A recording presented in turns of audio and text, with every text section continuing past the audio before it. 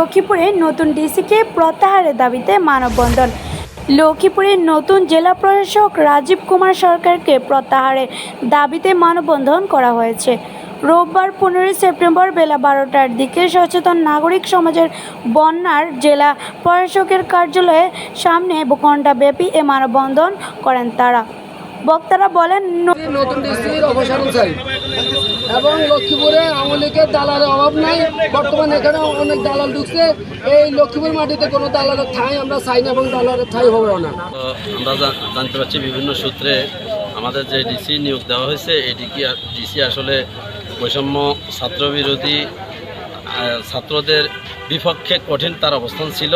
যে অবস্থানের কারণে তাকে প্রেরণ করা হয়েছে নাটোরে, সেখান থেকেও সে বিতাড়িত হয়েছে এবং তাকে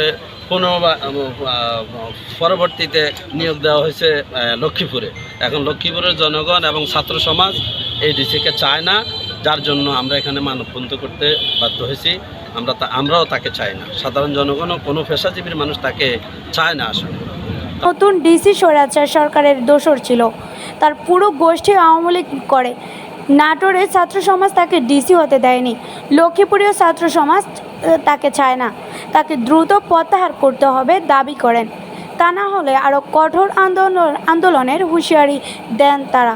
মানববন্ধনে বক্তারা আরও বলেন, ব্যক্তি যে নিরপেক্ষ যে কোনো দলের করবে না, সবার উপরে সাম্যমত স্বাধীনতার সিস্টেমে কাজ করে, আমরা ওরকম লোক চাই। রাজীব কুমার সরকার ছাত্র জীবনে ছাত্রলীগের নেতা ছিলেন। শেখ হাসিনার সরকারের হত্যাযজ্ঞে দলীয় বিবেচনায় মাঠ প্রশাসন সাজিয়ে ছাত্র জনতার গণ অভ্যুত্থান প্রশমনে সক্রিয় ভূমিকা পালন করেন রাজীব কুমার সরকার।